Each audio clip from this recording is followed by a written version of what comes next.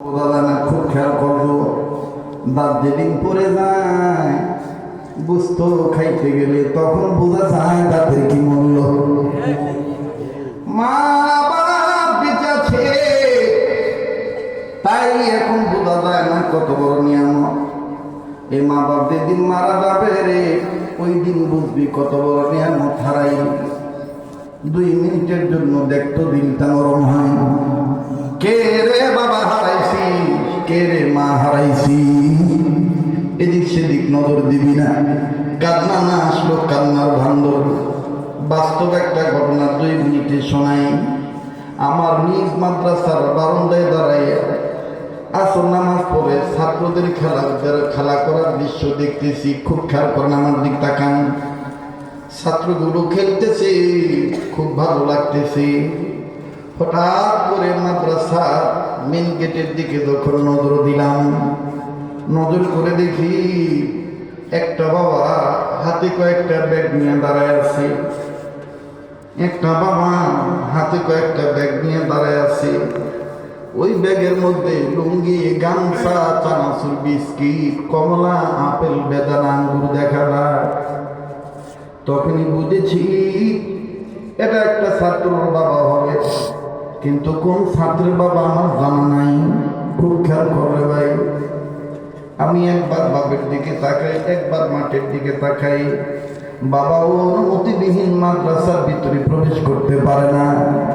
বারবার খালি উকি উকি মারে, কই আমার সন্তান কই। আল্লাহর কুদরত বুঝা বড় দান। হঠাৎ করে নজর করে দেখতে পাই ছাত্রদের মধ্যে হতে 5-7 জন ছাত্রের মধ্যে একটা ছাত্র হাফ হাতা গেঞ্জি গায়ে, পুরোটা শরীর ঘামের পানিতে ভিজে গেছে, বিভিন্ন জায়গায় ধুলাবালি ময়লা লাগানো। ওই যখন দেখছে ওর বাবা মাদ্রাসার গেটের বাইরে দাঁড়ায় দাঁড়ায় তাকায়, ছেলেটা দৌড় মারতে যাইয়া স্টপ হয়ে যায়। ব্রেক হইয়া ছাত্রদেরকে ডাক দিয়ে আমি আর আজকে খেলবো না।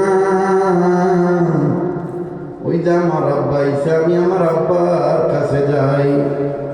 একটা দৌড় মেরে বাবার দিকে ছুটে চললো।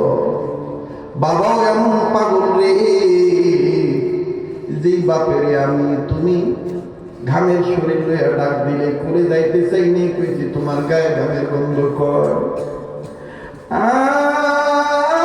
ওই দিন নজর করে দেখি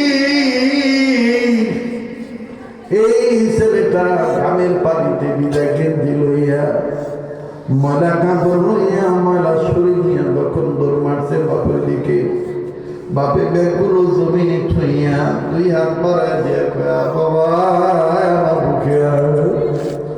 ছেলেটা বাবার কাছে যাইয়া সুন্দর করে সালাম দিল, মোসাফা করলো, আর বাবারে মাথায় আর মুখে হাত দিয়ে কয় আব্বা কেমন আছে, ভাই বোন কেমন আছে, আব্বু তুমি দিন শুকায় গেছো, অনেক কষ্ট হয় বুঝি গাড়ি চালাইতে। বাবা ডাক দিয়ে কয় বাবা আমার কিচ্ছু হয় নাই, তুমি কেমন আছো তুমি বলো। ছেলেটা আমি ভালো আছি। এইভাবে বলে বলে বাপ যখন ছেলের আব্বু বলে চুমা দেয়, ছেলেটাও যখন আব্বু বলে চুমা খায়, এত ভালো লাগতেছিল দৃশ্যটা। কিন্তু হঠাৎ করে যেই বারান্দায় দাঁড়াইয়া বাপ বেটার আদরে দৃশ্য দেখতেছিলাম, ওই একই বারান্দায় আমার থেকে কয়েক গজ দূরে মাদ্রাসার বারান্দার গিরিল ধরে আর একটা ছাত্র 11-12 বছর বয়স হবে। খোদার কসম করে বলি জানা ছিল না যে ছেলেটার বাপ নাই। ওই বাবা আর সন্তানের আদর করা দৃশ্য দেখে এই ছেলেটা গিরিলের সাথে মাথা লাগাইয়া বিনা বিনা বোবার মতন কান্দে আর ডাকবি কয় আল্লাহ আমার আব্বুকে আর কোনদিন আসবে না।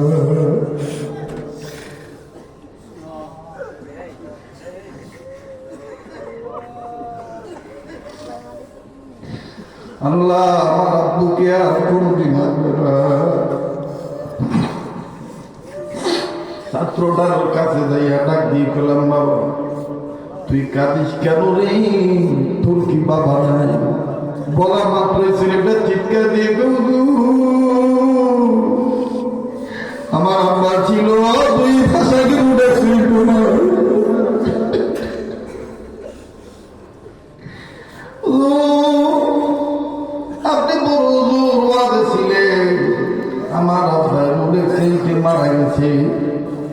তাইলে আজকে কান্দুসকে লেগে ছেলেটা কহুলু এই ভাইয়ার আব্বার আদর দেখে আমার আব্বার কথা বলবে।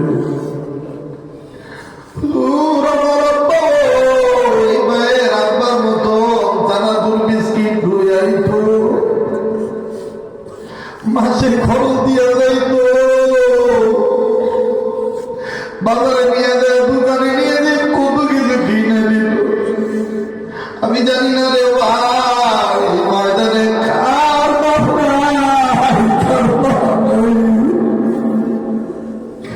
মনে রাখবি, আজ যদি তুই আমি ছেলে বাপ মার জন্য কানবি, আগামীতে তোর আমার ছেলে মেয়েও তোর আমার জন্য কাঁদবে। খুব খেয়াল করলে মনের বুঝা মন, এত পাজার মিলি কেমনে মা বাবার দরদেও চোখের পানি পড়তে চায় না। আমার ভাইরা, আমার বন্ধুরে, সেদিন বুঝলাম তার বাপ মা নাই, তার মতন বড় ভাবি আর কেউ নাই। এবার হাজি আমদাদুল্লাহ মহাদের মুক্তির রহমতুল্লাহ আলাইহি এই বালক, এই যুবক সন্তানটাকে ডাক দিয়ে কয়, তোমার বাবার কবরে আযাবের কারণ তুমি নিজেই। ছেলেটা আল্লাহু আকবার কয়ে চিৎকার দিয়ে বলল, হযরত কি বলতেছেন? বলে, তুমি নিজেই তোমার কারণে তোমার বাপের কবরে সাপ। বলে, হুজুর কি কারণ? বলে, সবার সামনে তোমার অপমান করতে চাই না, কিন্তু তুমি দৌড়ে আসো। এই ছেলেটাকে আড়ালে নিয়ে গেল, লোকচক্ষুর আড়ালে। বলে, কেউ দূর থেকে নজর করে দেখতেছে হাজি সাহেব যা কর। ছেলেটা খালি কয় হ্যাঁ হ্যাঁ। বাগানটা হাজি সাহেব কি জানি বলে, ছেলেটা খালি কান্দার কয়, হুজুর তাইলে কি আব্বার আল্লাহ মাফ করতো না? আমার কারণে এইভাবে ধরলো, আল্লাহ কি মাফ করতো না? ওই দিন আমি বুঝি নাই, আব্বার কথা শুনি নাই। মসজিদে যাইতে সময় আব্বারে ফাঁকি দিয়ে বন্ধুদের সাথে গুনাহ করতে গেছিলাম। আব্বার মনে অনেক কষ্ট দিয়েছি। আব্বাই কইছিল, আব্বার অনেক মানুষ বিচার দিছিল, তুমি নামাজ পড়লে কি হবে? তোমার ছেলে তো বাজে কাজে আড্ডা দেয়, তোমার ছেলে তো গুনার কাজে লিপ্ত থাকে। সেই দিন আব্বাই কইছিল, নতুন সন্তান জন্ম দেওয়ার চাইতে আমার সন্তান না পেলে ভালো হইত। না জানি তোর কারণে আবার আল্লাহ আমারে কবরে আযাব দেয়। আজকে বুঝতেছি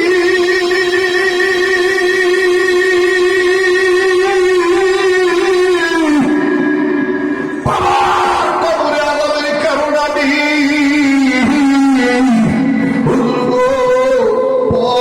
পন্থা পদ্ধতি বাতলায় দেন, কেমনি আব্বার কবর থেকে সাপ চলে যাবে। বলে, তাইলে তুমি এক্ষুনি তওবা করো, তওবা করো। হুজুর কানি কানি কি জানি বলল। হাজি আমদাদুল্লাহ মহাদের মুক্তি বললেন, তোমার তওবা কবুল না হওয়া পর্যন্ত আল্লাহর সাহায্য আসবে না। পৃথিবীর যেখানে তোমার বাবাকে কবর দাও না কেন, সেখানে তোমার বাবার আযাবের জন্য সাপ পোকা মাকড় দিও। জলদি এখন তুমি কি করবা বলো? ছেলেটা ডাকতে বলল, হযরত থোড়া সা টাইম দেंगे। হযরত সামান্য একটু সময় দিবেন কি? বলে, হ্যাঁ দেব। এবার ছেলেটা ডাকতে বলল, হযরত তাহলে আপনি এখানে একটু দাঁড়ান, আমি বাড়িতে যাবো আর আসবো। ছেলেটা যখন বাড়িতে হন হন করে চলে চললো, দৌড় মারলো। পিছন থেকে তার ছোট চাচা ডাক দিয়ে বলতেছি, ওরে যাইতে দিবেন না, ওর মাথা কিন্তু তেমন ভালো না, ও এক প্রকার সন্তান, ও আত্মহত্যাও করতে পারে, ও সুইসাইডও করতে পারে, গলায় দড়িও দিতে পারে, বিষ খাইতেও পারে। হুজুররা বলে, কামড়ে যাইতে দিবেন না। ছেলেটা পিছন দিকে তাকায় না। রাত্র অনেক হয়েছে ভাই, থাক। তাহলে আবার একটু ধরে করেন আল্লাহু আকবার। ছেলেটা পিছন দিকে তাকায় না। ওয়াদা করতে পারেন নাকি এই কাবা ধরা হাতের সাথে হাত উঠাইয়া দোয়া করে একসাথে যাবেন ইনশাআল্লাহ?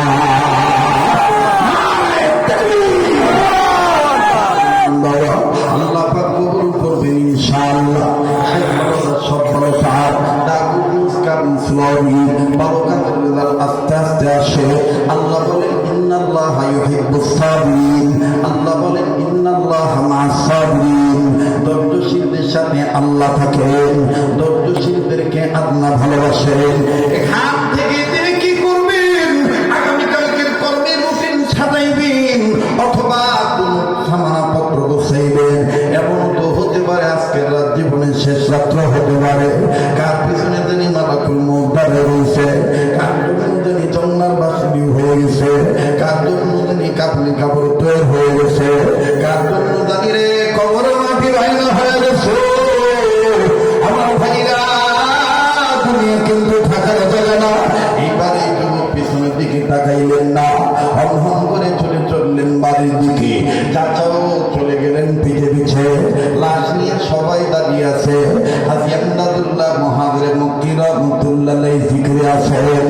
আর উম্মতের আলেমদেরকে বললেন আপনারাও জিকির করেন, ছেলেটার দ্বারা যেন কোনো আর ক্ষতি না হয়। আমার বন্ধুগণ, আপনাদের নজরে পড়া দেখেন, এই ছেলেটা বাড়ির মধ্যে ঢুকে গেল, বাড়ির মধ্যে ঢুকে দরজা জানলা আটকায় দিল। আটকায় দেওয়ার পর চাচার ভিতরে ভিতরে ডর ঢুকে গেল, ভয় ঢুকে গেল। না জানি পাগলটা আবার সুইসাইড করে। বারবার দরজা থাপড়ায় ডাক দিয়ে বলে কাকা, এমনি তো দুই মরা লইয়া মহল্লাবাসী বিপদে, বাবা তুমি কোন বেদল কইরো না। ছেলেটা নাও বলে না, নাও বলে না। হঠাৎ করে কাকা কানে আওয়াজ পায়, ঘরের ভিতর যাইয়া বন্ধুর মহল্লা নয়, নিজস্ব টয়লেটে বাথরুমে যাইয়া এত জোরে পানি ছাড়ছে, টেপের পানি বা ঝর্ণার পানি। এই পানির আওয়াজ কাকার কানে আসতেছে। কাকা মনে মনে বলতেছে বুঝেছি, বাতিদা মনে গোসল করতেছে। নতুন করে গোসল করলেন। গোসল শেষে কাকা জানালার ফাঁকা দিয়ে দেখে বাতিদা গোসল থেকে গোসল করে বের হইয়া সুন্দর করে আলমারি থেকে নতুন কাপড় নিলেন, একেবারে নতুন সেলাই করা।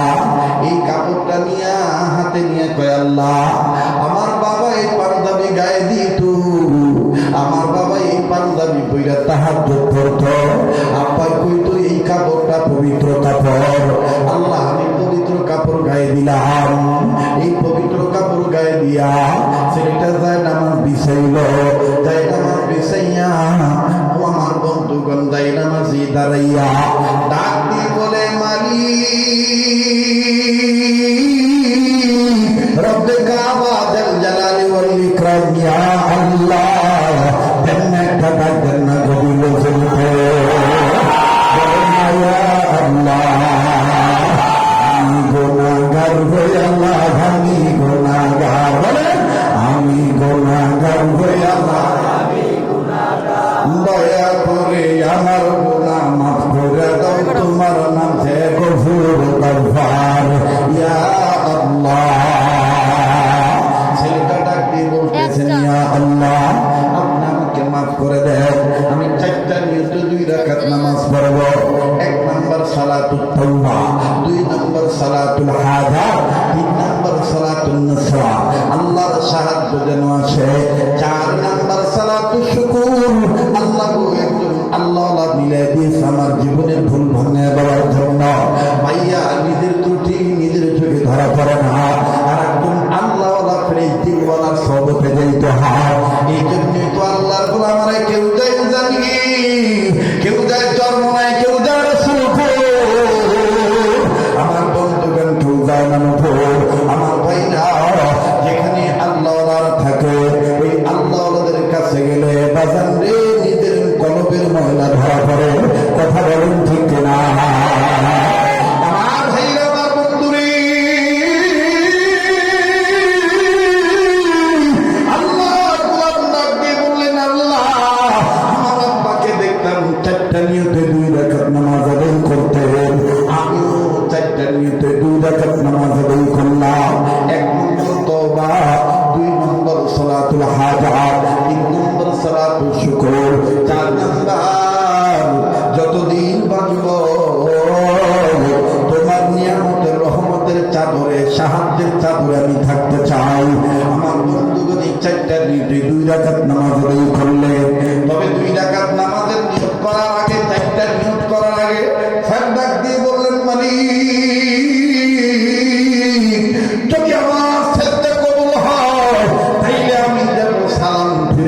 পারি, সেজদা থেকে মাথা যেন তুলতে পারি। আর যদি কবর না হয়, বাপের যে সাপে খাবে, বাপের খাওয়ার আগে আমার দেহ যেন সেই কবরের সাপে খায়। আল্লাহ তোমার ব্যাপার, এখন তুমি কি করবা? এই নিয়ত করে সন্তানটা নামাজের নিয়ত করলে, চাচা ডাক দিয়ে আল্লাহ গো, এটা কোন প্রেম খেলা খেলতেছ তুমি? আল্লাহ আল্লাহ এটা কোন প্রেম খেলা খেলতেছ? আল্লাহ বুঝতে পারতেছি না গো আল্লাহ। দেখি তো বাতিদার তওবা কবুল না হলে সিজদা থেকে মাথা তুলবে না। বাজার সিজদায় যাইয়া এত লম্বা দোয়া করতেছে। চাচা বলেন আমি দেখতে পাইলাম বাতিদার সিজদার জায়গা চোখের পানি দিয়ে ভিজে গেছে। যুবক কি গুনাহ করেছি? আজকে থেকে নিয়ত কর সিজদা দিবি মাওলার কুদরতি কদমে, আর ডেকে ডেকে বলবি আল্লাহ তুমি ছাড়া আমার কোনো বন্ধু নাই। আল্লাহ তোমার ইবাদত করি, তোমার সাহায্য চাই। ইয়্যাকা না'বুদু ওয়া ইয়্যাকা নাস্তাঈন। আল্লাহ তুমি ধরলে উপায় নাই, তুমি মাফ করে দিলে কেউ কারো ধরার সাধ্য নাই। আল্লাহু আকবার। এবার হঠাৎ করে চাচা দেখলেন না না সেজদা থেকে মাথা তুলতে পারলেন। আমার ভাইরা সুন্দর করে তার টিবন্দি খুদুর খুদুর সাথে, আমার ভাইরা তা দিলে আর কানের সাথে আহকাম সহিত সুন্দর করে 2 রাকাত নামাজ সমাপ্ত করলেন। নামাজ পড়ানো, নামাজ যখন শেষ হয়ে গেল, ইমামে যখন সালাম ফিরাইলেন, কবরবাসীদের মধ্য থেকে, কবরের কাছে যারা ছিল এর মধ্য থেকে 2 জন নওজোয়ান দৌড়ে এসে ডাক দিয়ে কয়, ভাইয়া সুলাইমান, দেরি কেন করেন? তাড়াতাড়ি বাবারে মাটি দেওয়ার জন্য যান। আজীব ঘটনা ঘটছে, আপনার বাবার প্রত্যেকটা কবরে যেই জায়গায় সাপ ছিল, প্রত্যেকটা গর্তের মধ্যে কেমন জানি ফুলের চারা জন্ম নিছে। কেমন জানি ফুলের চারা জন্ম নিয়েছে। আল্লাহু আকবার। ছেলেটা ডাকে আলহামদুলিল্লাহ, আল্লাহ আমার তওবা কবুল করছে। আর কোনদিন আল্লাহর কাছে মাথা নত করা ছাড়া আর কোনদিন কারোর কাছে মাথা নত করবে না। এই মাথাটা কার কাছে নত হবে? পীরের কাছে নয়, কোন নেতার কাছে নয়, দুনিয়াদারের কাছে নয়। এই মাথায় একমাত্র নত হবে আল্লাহর কাছে নত হবে। ইবাদত করবো কার? সাহায্য চাই কার? ছেলেটা দৌড়ে চলে গেল, যাইয়া দেখে প্রত্যেকটা জায়গায় ফুলের চারা জন্ম হয়ে গেছে। এই জন্যই তো আশরাফ আলী থানভী রহমাতুল্লাহ বেহেশতি জিওরের মধ্যে লিখেছেন, গরমদার কবরে কোন গাছের ডাল, তাজা ডাল পুঁতে দিলে যদি ডাল মরে যায়, বুঝে দিবা কবরের বাসিন্দা ভালো নাই। যদি গাছের ডাল তাজা থাকে, বুঝে নিবা কবরের বাসিন্দা আরামে আছে।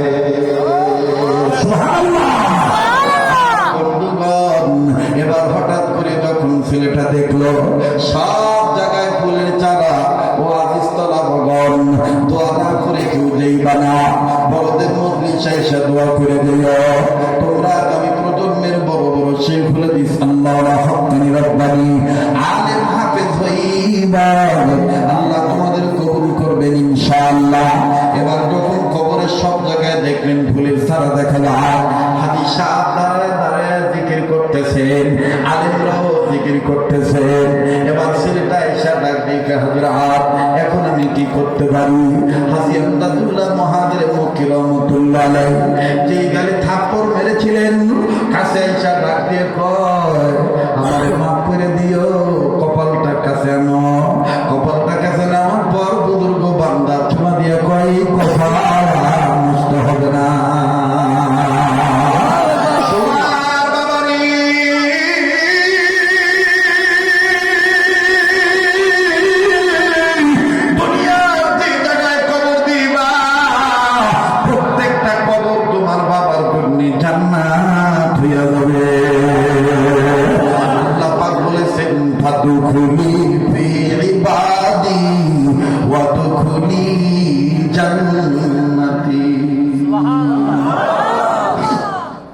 কষ্ট দিলাম? বেদর হলে আল্লাহ বাচ্চা রাখলে আবার আসবো ইনশাআল্লাহ। আমার ভাইরা, আমার মূল কথা ছিল কাপড় আছে মানুষ নাই। আল্লাহ আমাদেরকে যে কারণে বানাইলেন আজকে সেই জ্ঞান আমাদের নাই। আল্লাহ বানাইছেন ইবাদত করার জন্য, জানা আছে কিন্তু মারা নাই। কথা বল ঠিক কিনা? যার কারণে আজান হলে মসজিদে যাই না, দোকানদারি নিয়ে ব্যস্ত। আজান হলে মার্কেট বন্ধ করে মসজিদে যাই না, মার্কেটিং নিয়ে ব্যস্ত। কথা বলেন ঠিক কিনা? জানা আছে মানা নাই, কাপড় আছে মানুষ নাই। কষ্ট হচ্ছে আপনাদের? হ্যাঁ, কেউ নড়াচড়া করবেন না, উঠাউঠি করবেন না। আমার বন্ধুগণ দোয়া করবো, সবাই একসাথে মোনাজাত করে যাবো। আমি আশাতে আপনারা খুশি না বেজা? আমার যদি আগামীতে আসে খুশি হবেন ইনশাআল্লাহ। ইনশাআল্লাহ ইনশাআল্লাহ।